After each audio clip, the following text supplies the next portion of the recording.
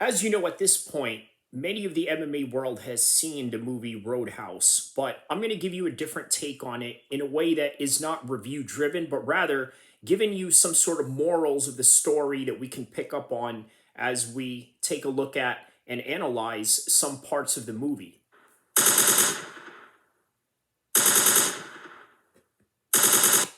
So, as you know, one thing that you can rest assured about this particular movie is the storyline sets in a way that is basically, to put it in layman's terms, the poor versus the rich.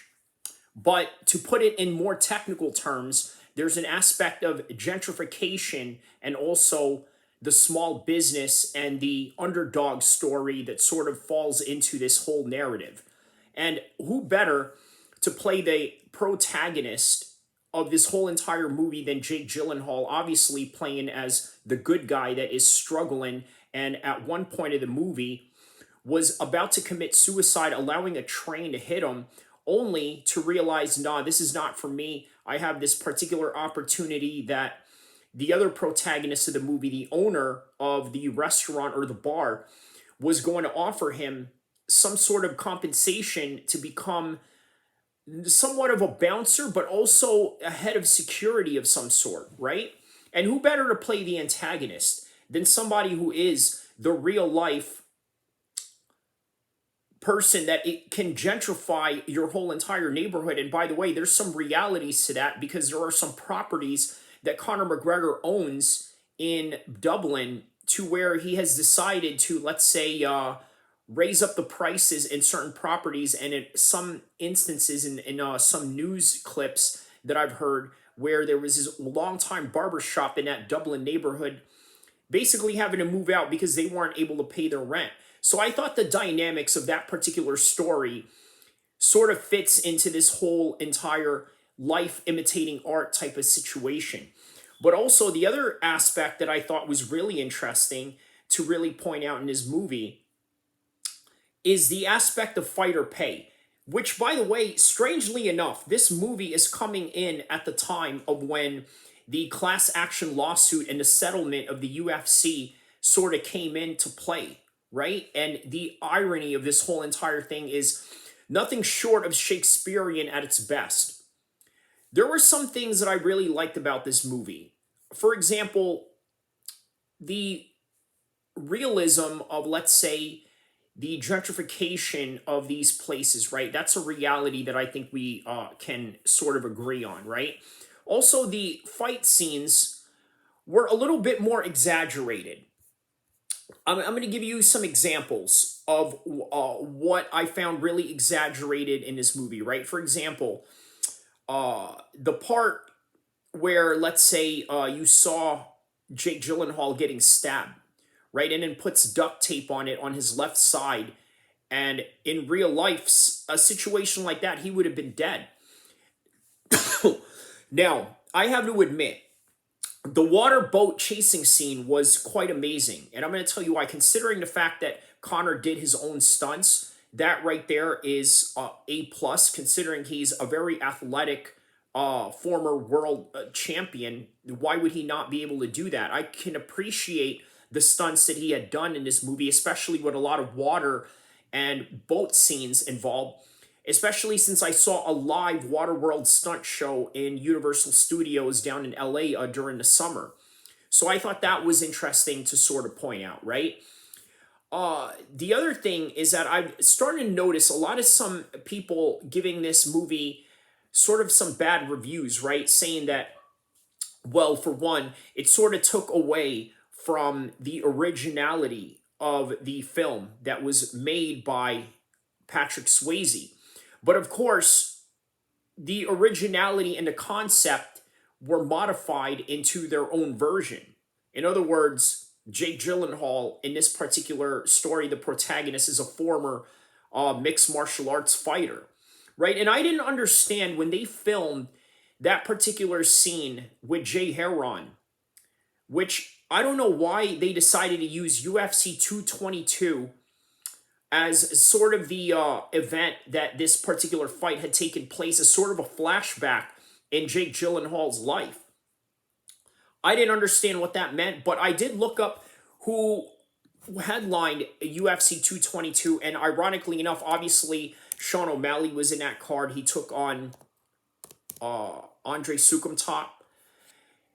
Not only that, I believe it was Cyborg who was the headline of that fight, and she took on Yana Utinskaya, who is now known as Yana Santos, and knocked her out in the first round, which I thought was quite interesting.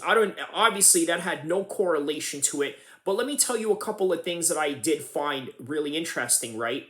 The gentrification and the fact that it is a story of, let's say, the underdog versus the ones that are super rich that can do anything they want with you with the snap of their fingers and the sway of their dollars and cents to that extent, right?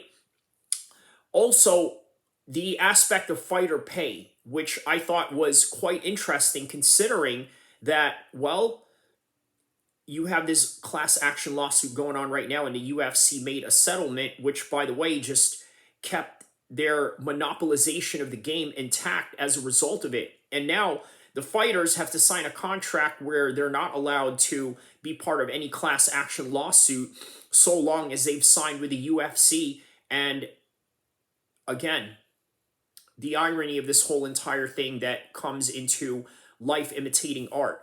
Conor McGregor's performance I thought was really interesting because he didn't need to do a lot of method acting.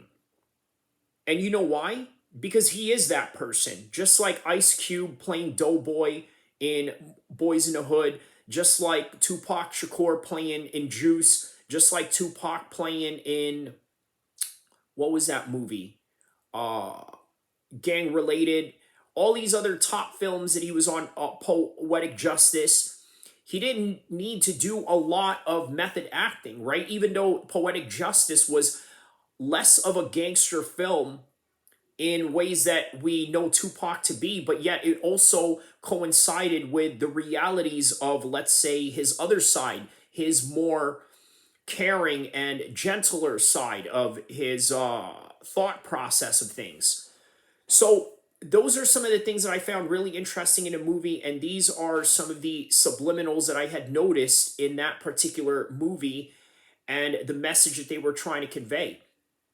Now, the reviews that I have been really getting from my anecdotal experience, not so much of what I've noticed from, let's say, top Hollywood producers or other people out there or other people outside of my circle, but from within my circle, a lot of people seem very disappointed just simply because they took on a classic movie, remade it into an image that a lot of people really just can't understand, right?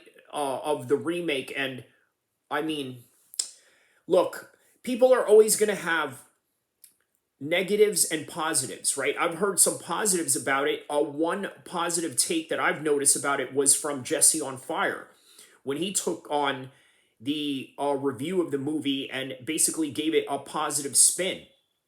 Post Malone in the beginning of the movie showed a really realistic aspect of a person that, well, if you're semi-trained in some kind of way, this is how you're going to look if you're throwing a kick or a punch. But nonetheless, that's really all that I have for this particular movie review and some of the things that I have noticed in this particular movie.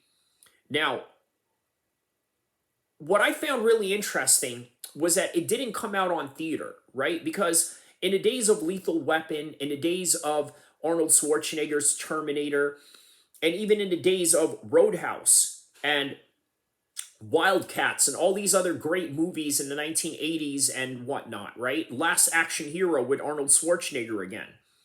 They come out on theater. I remember going out on theaters watching this.